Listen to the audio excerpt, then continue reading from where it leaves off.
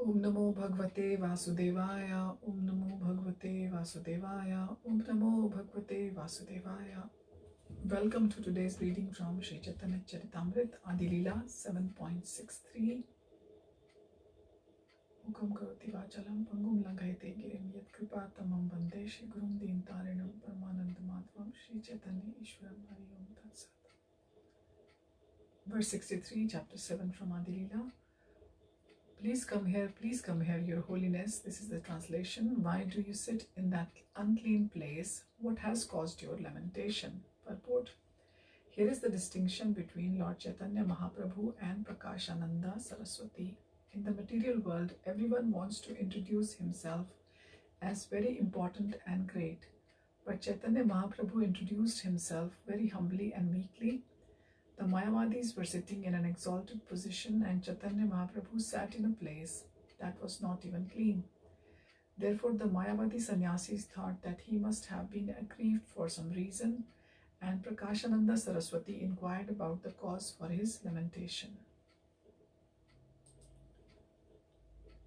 Verse 64. The Lord replied, I belong to a lower order of sannyasis, therefore I do not deserve to sit with you. Purport. Mayavadi sannyasis are always very puffed up because of their knowledge of Sanskrit and because they belong to the Shankar Sampradaya. They are always under the impression that unless one is a Brahman and a very good Sanskrit scholar, especially in grammar, one cannot accept and the renounced order of life or become a preacher. Mayavadi sannyasis always misinterpret all the Shastras with their word jugglery and grammatical compositions. Yet Sripad Shankaracharya himself condemned such jugglery of words in the verse Prapte Sannihite Kale Nahi Nahi Rakshati Dukran Karane. Dukrin refers to suffixes and prefixes in Sanskrit grammar. Shankaracharya warned his disciples that if they concerned themselves only with the principles of grammar, not worshipping Govinda, they were fools who would never be saved.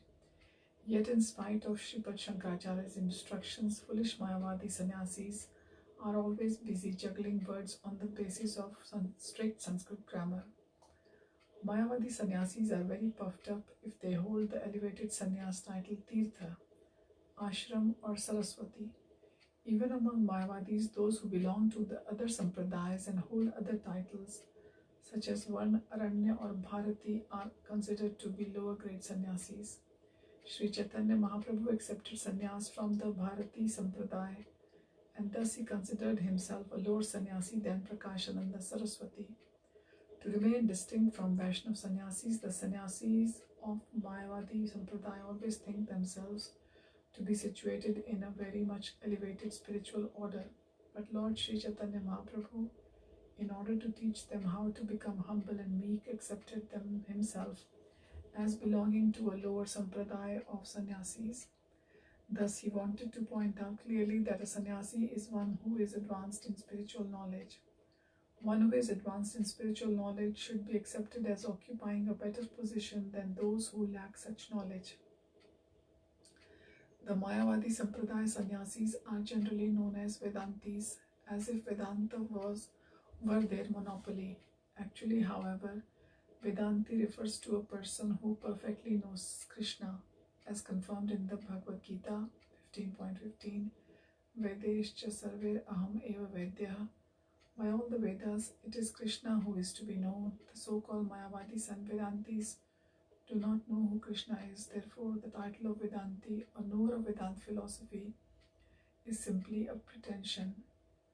Mayavadi sannyasis always think of themselves as real sannyasis and consider sannyasis of the Vaishnava order to be brahmacharis. A brahmachari is supposed to engage in the service of a sannyasi and accept him as his guru. Mayavadi sannyasis therefore declare themselves to be not only gurus but jagat gurus, or the spiritual masters of the entire world. Although of course they cannot see the entire world, sometimes they dress gorgeously and travel on the backs of elephants in the processions, and thus they are always puffed up, accepting themselves as Jagat's Guru. Srila Goswami, however, has explained that Jagat Guru properly refers to one who is the controller of his tongue, mind, words, belly, genitals, and anger. Prithvim Sa Shishyat, such a Jagat Guru is completely fit to make disciples all over the world due to false prestige. Mayavadi sannyasis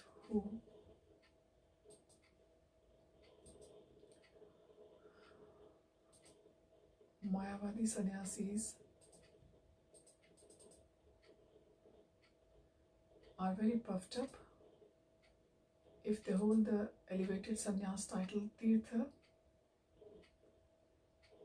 Yes, I've gone through that already here. Excuse me.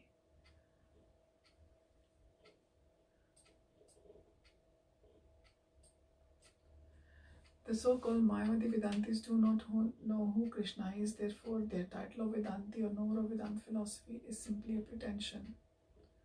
Mayavadi sannyasis always think of themselves as real sannyasis and consider sannyasis of the Vaishnava order to be brahmacharis. A brahmachari is supposed to engage in the service of a sannyasi and accept him as his guru. Mayavadi sannyasis therefore declare themselves to be not only gurus but Jagat Gurus, or the spiritual masters of the whole world. Although they cannot see the entire world, sometimes they dress gorgeously and travel. Yes, I've spoken this before as well, so repeating it again. Srila Goswami, however, explained that Jagat Guru properly refers to one who is the controller of his tongue, mind, words, belly, genitals, anger. Prithvim Sashishyat, such a Jagat Guru is completely fit to make disciples all over the world due to false prestige. Mayavadi sannyasis who do not have these qualifications sometimes harass and blaspheme a Vaishnava sannyasi who humbly engages in the service of the Lord.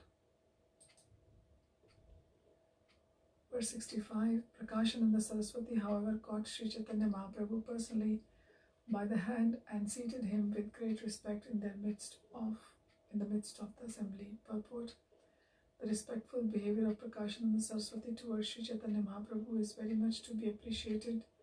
Such behavior is calculated to be ajnata sukriti or pious activities.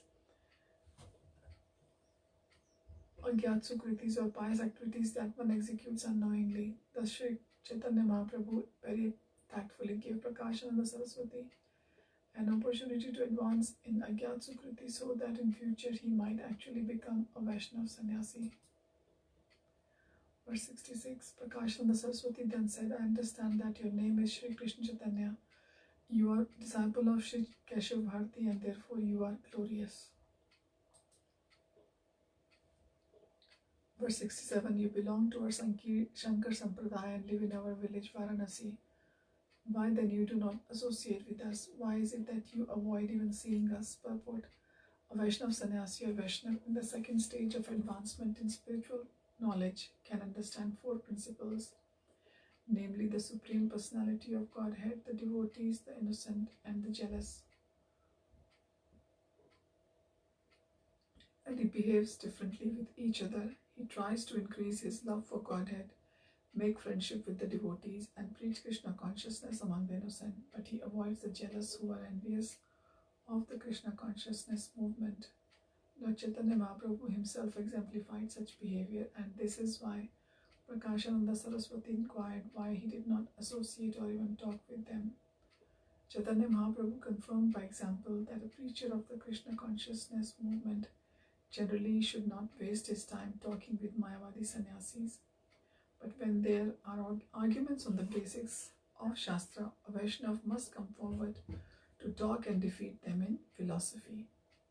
According to Mayavadi sannyasis, only one who takes sannyas in the disciplic succession from Shankaracharya is Vedic sannyasi. Sometimes it is challenged that the sannyasis who are preaching in the Krishna consciousness movement are not genuine because they do not belong to Brahman families.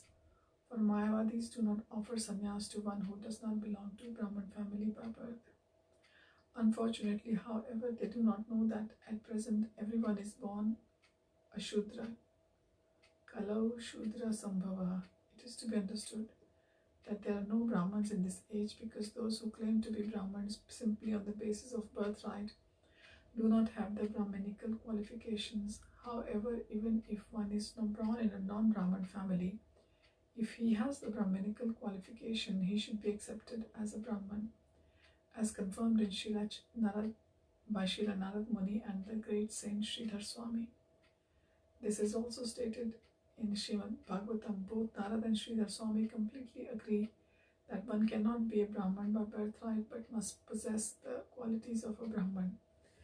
Thus, in our Krishna consciousness movement, we never offer the sannyas honor to a person whom we do not find to be qualified in terms of the prescribed Brahminical principles.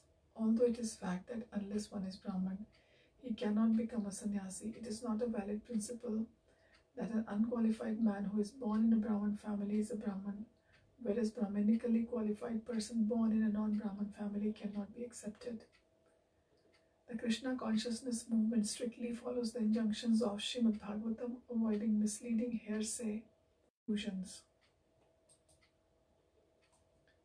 Verse 68, you are a sannyasi, why then do you indulge in chanting and dancing, engaging in your Sankirtan movement in the company of fanatics? Purport, this is a challenge by Prakashananda Saraswati to Sri Chaitanya Mahaprabhu. Srila Bhaktisiddhanta Saraswati Thakur writes in his Anubhashya that Sri Chaitanya Mahaprabhu, who is the object of Vedanta philosophical research, has very kindly determined who is an appropriate candidate for study of Vedanta philosophy. The first qualification of such a candidate is expressed by Sri Chaitanya Mahaprabhu in his Shikshashtaka. Trinadapi Sunijena Taror Ivasahishnuna Amanina Manadena Kirtanya Sadari. This statement indicates that one can hear or speak about Vedanta philosophy through the disciplic succession. One must be very humble and meek, more tolerant than a tree, and more humble than the grass. One should not claim respect for himself, but should be prepared to give all respect to others. One must have these qualifications to be eligible to understand Vedic knowledge. Verse 69, meditation and the study of Vedanta are the sole duties of a sannyasi. Why do you abandon these to dance with fanatics? Purport, as explained in regard to verse 41, Mayavadi sannyasis do not approve of chanting and dancing. Prakashananda Saraswati, like Sarvabhauma Bhattacharya, misunderstood Sri Chaitanya Mahaprabhu to be misled young sannyasi, and therefore he asked him why he indulged in the association of fanatics instead of executing the duties of a sannyasi. Verse 70, you look as brilliant as if you were Narayan himself. Will you kindly explain the reason that you have adopted the behavior of lower class people? Purport, due to renunciation, Vedanta study, meditation and strict regulative principles of their daily routine, Mayavadi sannyasis are certainly in a position to execute pious activities. Thus Prakashananda Saraswati, on account of his piety, could understand that Chaitanya Mahaprabhu was not an ordinary person, but the Supreme Personality of Godhead, Sakshat Narayan. He considered him to be Narayan himself. Mayavadi sannyasis address one another as Narayan because they think that they are all going to be Narayan or merge with Narayan in the next life. Prakashananda Saraswati appreciated that Chaitanya Mahaprabhu had already become Narayan and he did not need to wait until his next life.